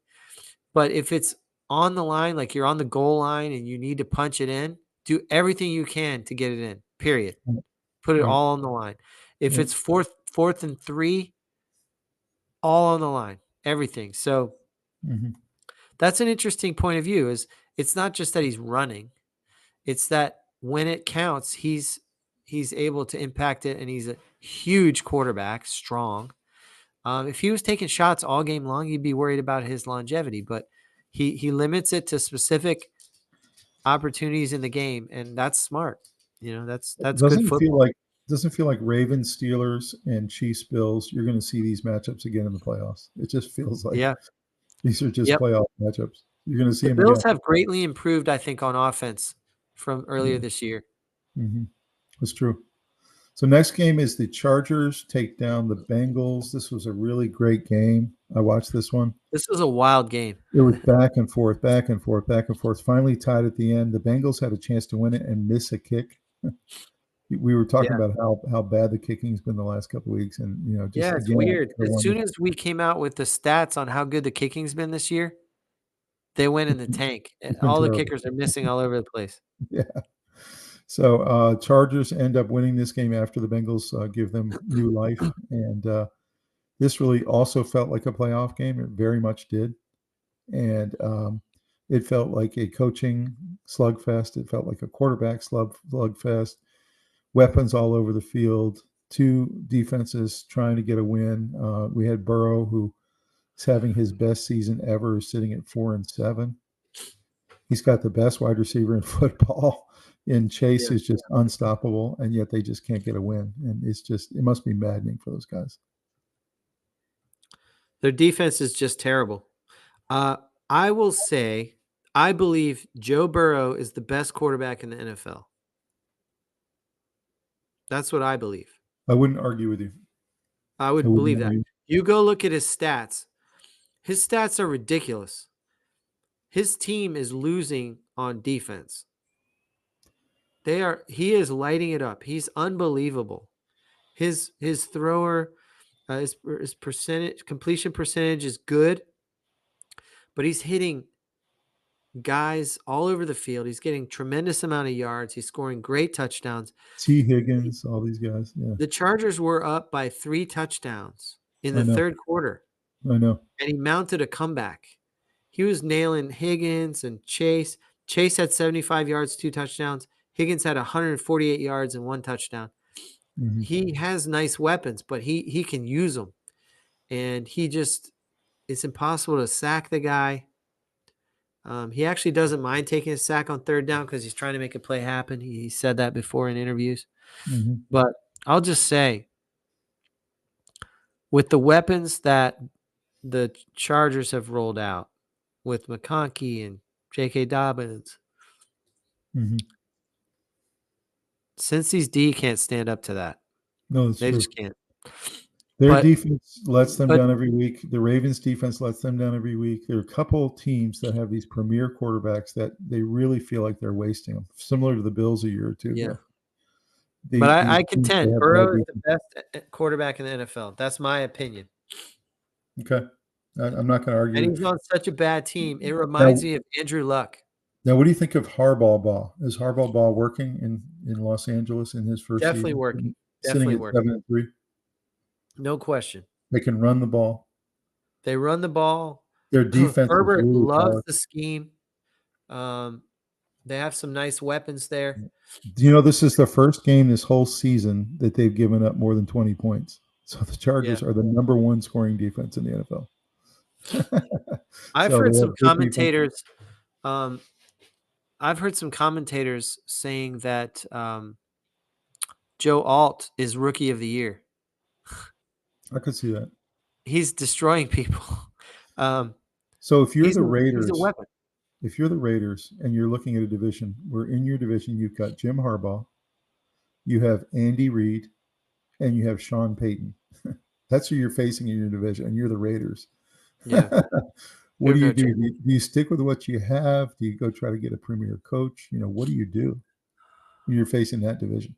You got to make changes, and you got to keep drafting. You drafted well. You got the best tight end in the draft, but possibly in football. I'm not sure if there's a better tight end this year than him. Great. He's great. He gets 130 yards and a touchdown every week. And we knew he was going to be great. We knew he was going to be great. Yeah. I told you he was the most consequential draft pick, but he went to a team that's not consequential, so you're not seeing it. But if he was on any other team, any mediocre team or higher, he would be a topic of conversation every week. Imagine if he was on the Bengals. Yeah, if he was on the Bengals or wow. Or if he had gone to the Chargers or anywhere, really. That's right. That's true. Yeah, he's such a weapon. So I was speaking of the Chargers defense being the only team that started their first 9 games with 20 points or less. Mm-hmm. So I'm really thinking that the Chargers defense is not getting the credit they should for why they're having such a great season. Everyone talks about their offense. Everyone talks about Herbert. That's all great. They can run the ball. But they're playing solid defense that they did not play last year. They're playing complementary football too. J.K. Dobbins coming on has been huge for them. That's right. So they're keeping the scoring down by the opponent. They're mauling people. They're playing good defense. And the Harbaugh experiment is going nicely. They're 7-3. This is not going to be the best they look over the next 3 seasons. They're going to get better and better. Do you think he'd turn around this fast, though? I thought it'd be a year or 2. I don't think. I thought he could turn it around. If you look at what he did with the Niners, he turned it around the same year. Yeah. So it's interesting. So he's a you were program builder. That's what he does. You were mentioning the MVP odds and how you aren't the biggest Josh Allen fan. Well, these are the odds in Vegas this week. Josh Allen is the top ranked guy in Vegas for MVP. We have Lamar Jackson, number 2, Jared Goff, 3, Jalen Hurts, 4. Does this surprise you at all? No, because I don't think there's a clear favorite right now because Mahomes has fallen out. So I would say Kyler Murray Joe Burrow. Goff, Burrow, Bo Nix. Look at what Bo Nix is doing to get Denver Broncos to be Can a winning. guy like Burrow win it when he probably deserves it, but can he win it with a losing record? I don't think so. That's part of the problem. Is you have to have a winning record to win MVP, I think. I don't know where it's written there. It says that, but it doesn't necessarily, but I'm saying typically if you look at the voting. I think if I had to pick, I would say Burrow's the MVP of the league. And it's a hard case to make when the team's losing. I get it. Right. But if you look at it, who's Could more you see important? an argument where Goff is the MVP? The only other person I can think of, no, because his defense is so good. They're a savage team. They can beat you so many different ways. They're beating teams by like 40. But you have to say he's playing awfully well most weeks. He's great. No, he's great. But MVP, you know who I think you should put in this category?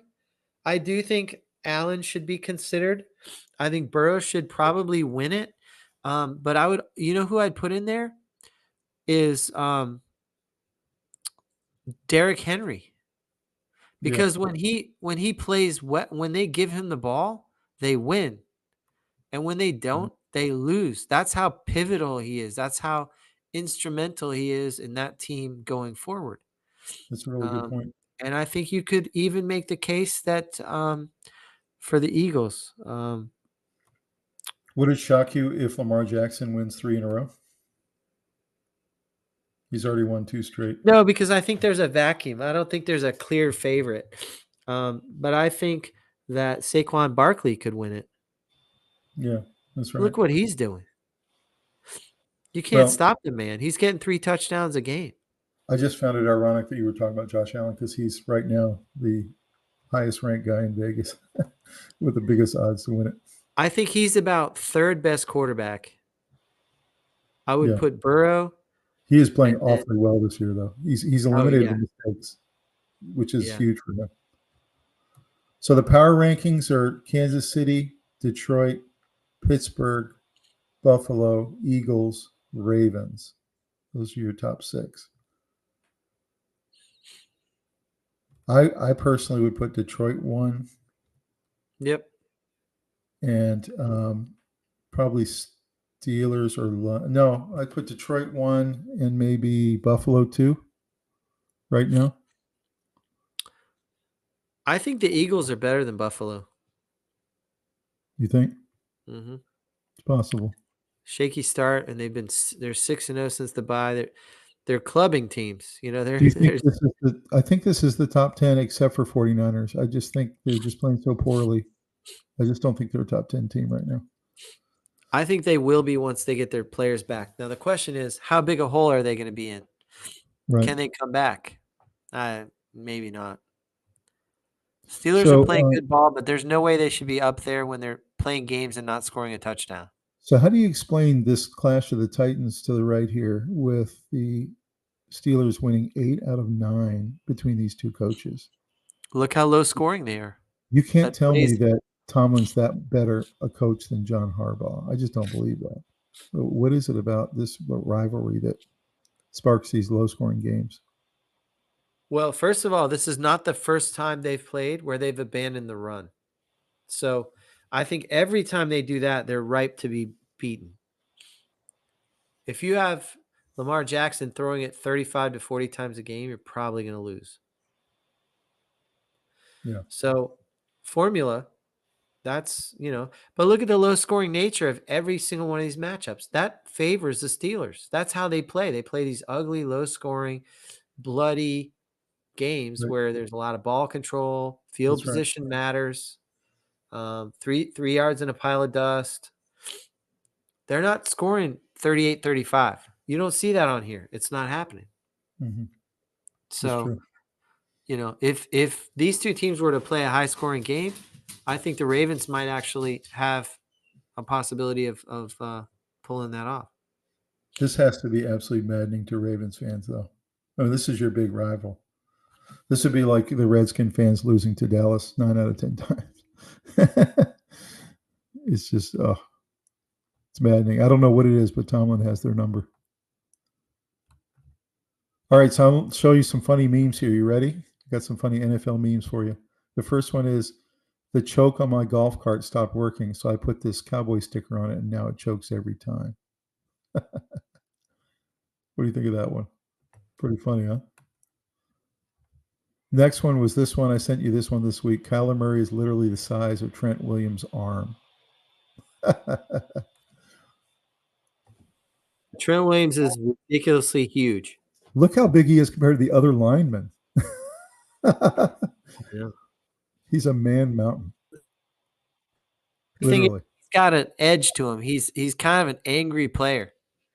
Yeah. So you don't want somebody that huge coming at you angry.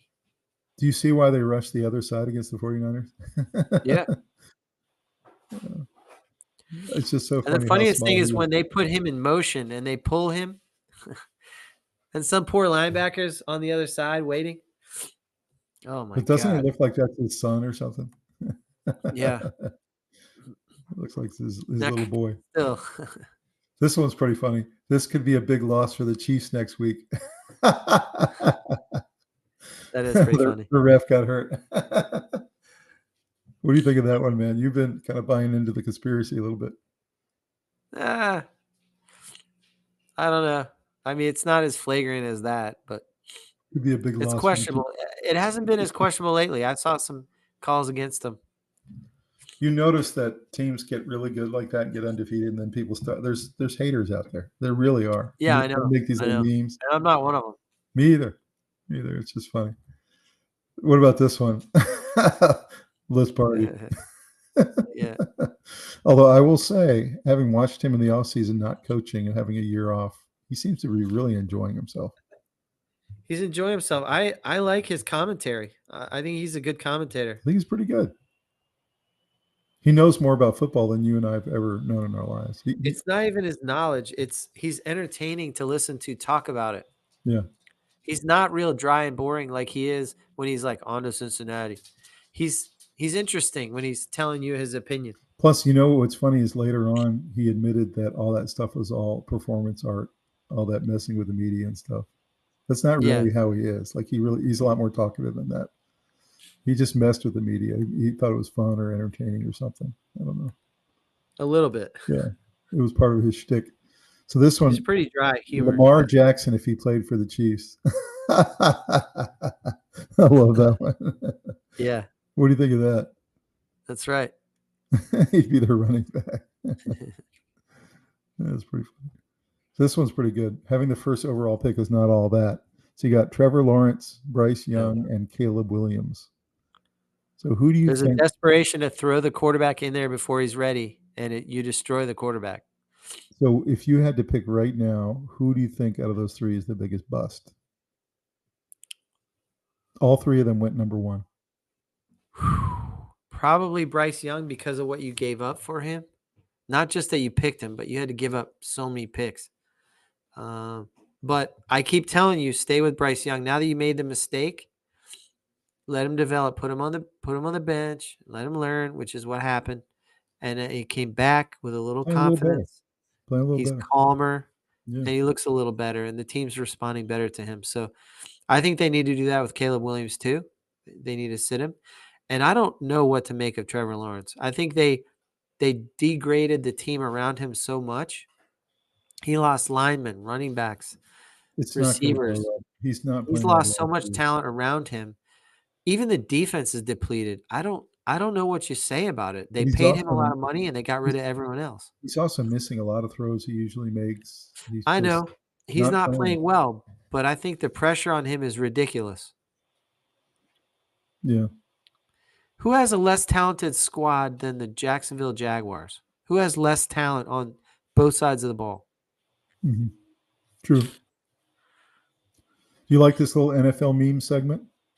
Yeah, it's cool. Good. All right, cool. So here's the last little exercise we're going to do. All of you guys watching tonight, we want you to drop us a comment down below, okay?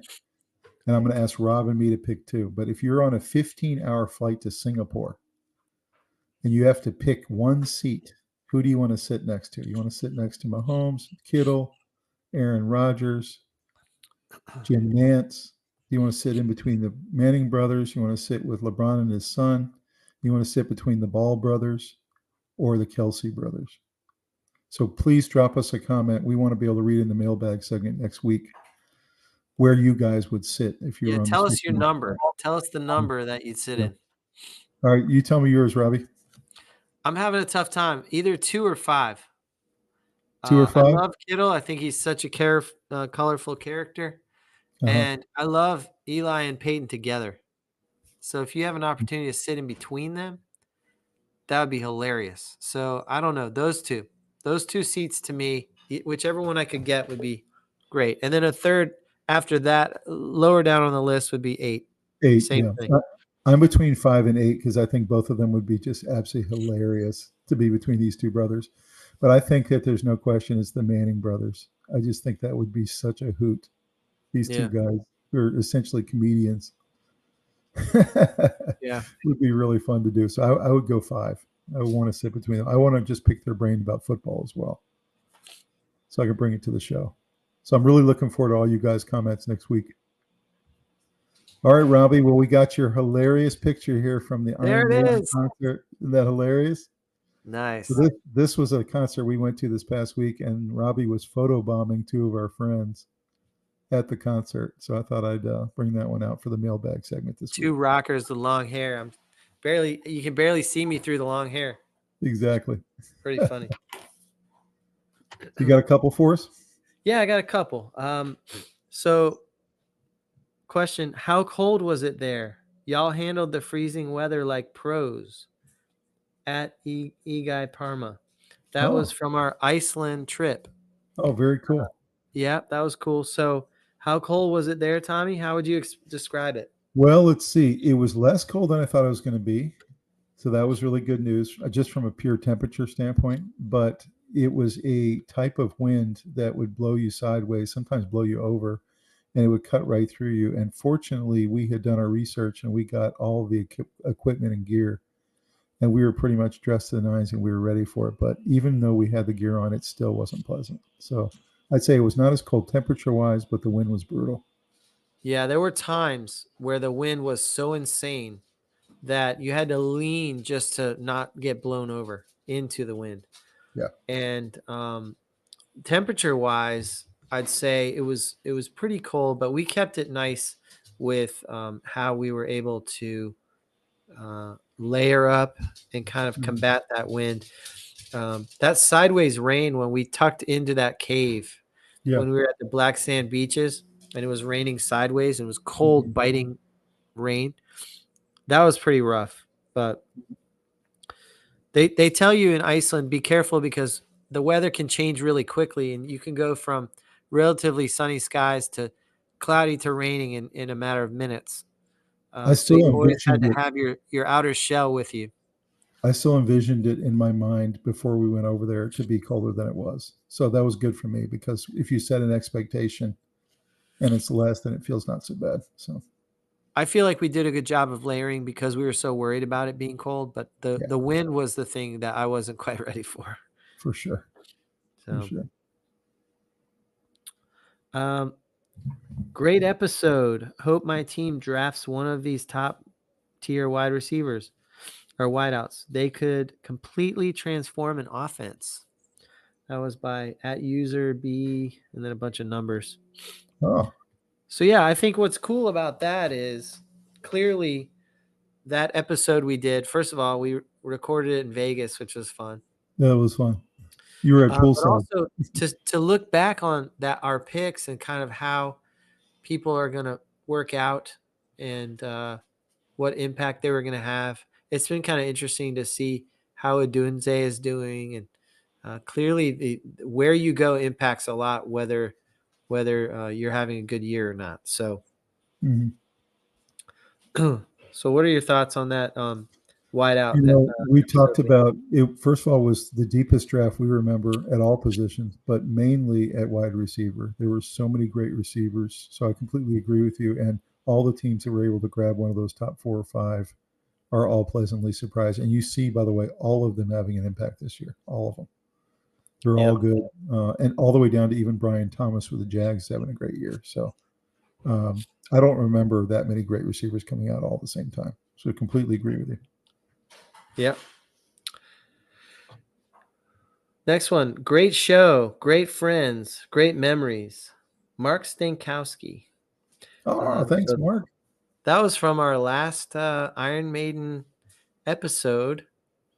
And what were your thoughts on that comment? Great show, great friends, great memories. Man, I appreciate the comment, Mark. And Mark, it was so great seeing you. It was great meeting your son and getting to experience the favorite band for you, the favorite band for Rob, the favorite band for Henry. All three of you guys are very passionate fans. So that was really fun for me to tag along with you guys who are real massive Iron Maiden fans. Oh, yeah. Enjoy. It was a great time. Yep. Last one. Going to be such an exciting playoff this year with 12 teams from DPT Coaching. So this is talking about the 12-team playoff from our preview. Oh, wow. Yep. Yeah, I think I completely agree. We've been speaking about it essentially the entire college season. Rob and me both really loving this new format, giving so many more teams hope. You know, this deep in the season, you'd have maybe 4 or 5 teams that have a chance, but now you've got 15 teams that have a chance. So exciting, and it makes every week incredible and almost every game epic because teams are trying to hang in there and try to stay in the race. So yeah, I love it. I'm really excited about it. Yeah, I totally agree. I think I was skeptical about 12 teams being too many. I thought there'd be a lot of fluff in there and teams would go in and just get annihilated by the Alabamas of the world.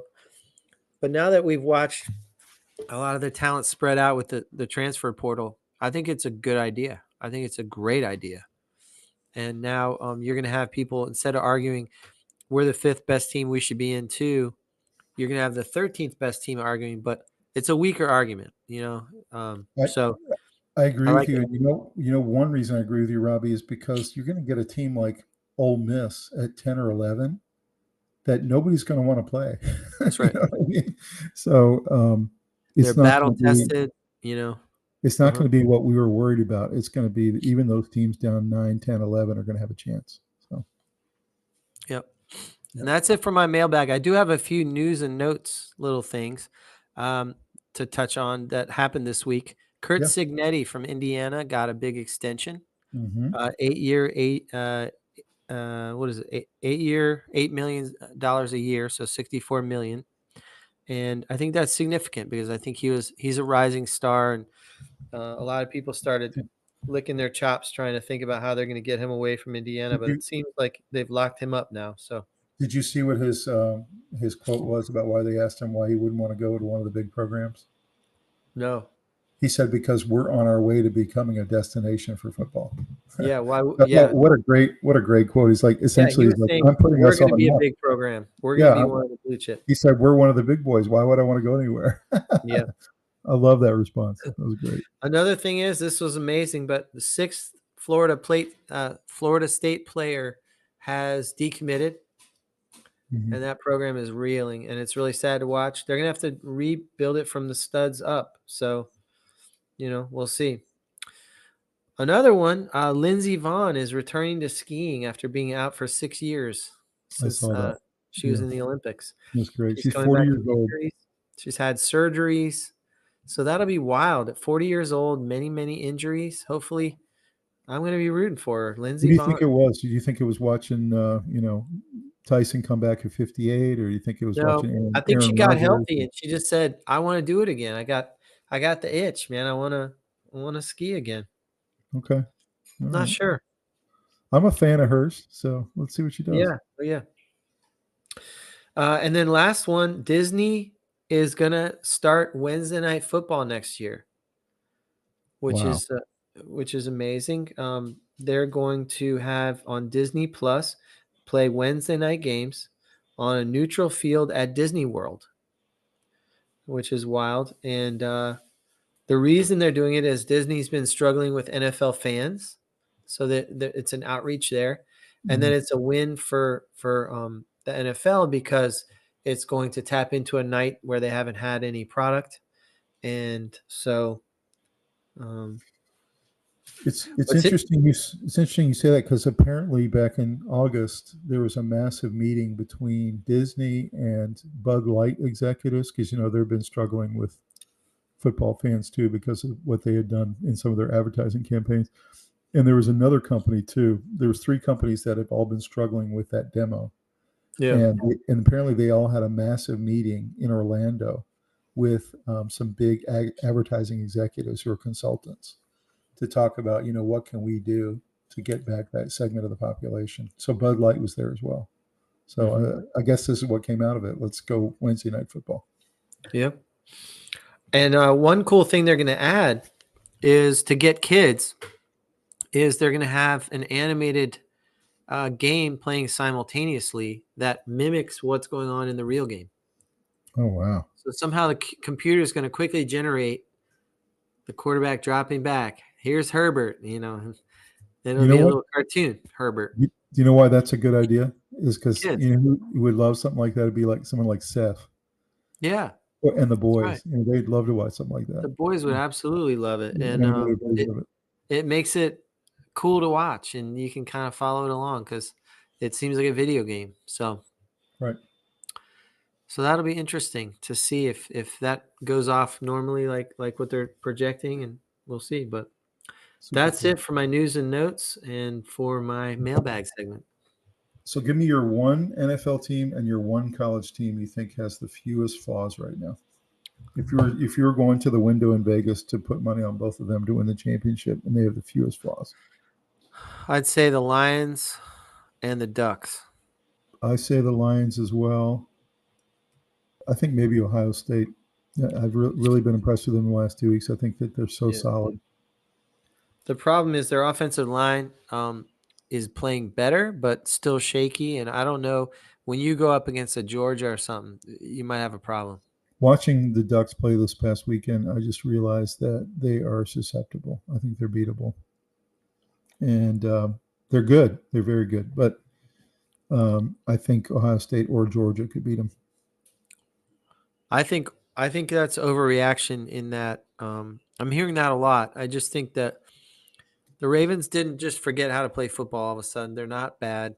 And when you have Oregon have sort of a trap game, down game, I don't think that they're not that good anymore. I think that they have, looking in terms of strengths and weaknesses, they don't have many weaknesses, and they can play physical football and they can also play speed finesse. So they can just beat you in more ways. I'm not that impressed with Oregon's defense.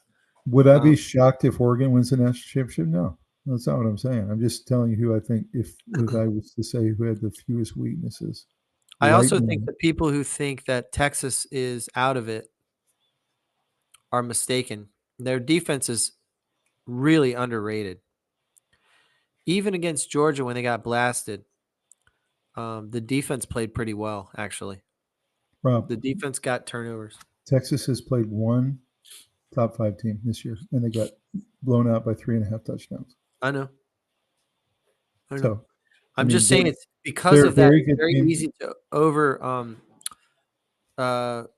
dramatize how they're not in the mix, and I think they are in the mix. They're a very good team, but I think there's 4 or 5 SEC teams that would beat them right now. It's going to be really cool to watch because we'll see. We'll see. Texas offensive line's been a little disappointing. Can they straighten it out in the next few weeks? We'll see. They don't have the weapons that Oregon has, Texas. They don't have the weapons that Ohio State has. They don't have the weapons Georgia has. Nobody has the weapons Ohio State has. Texas is good. They're very good. They're a top 10 team, but I just don't think they're a title contender. That's just how I look at them.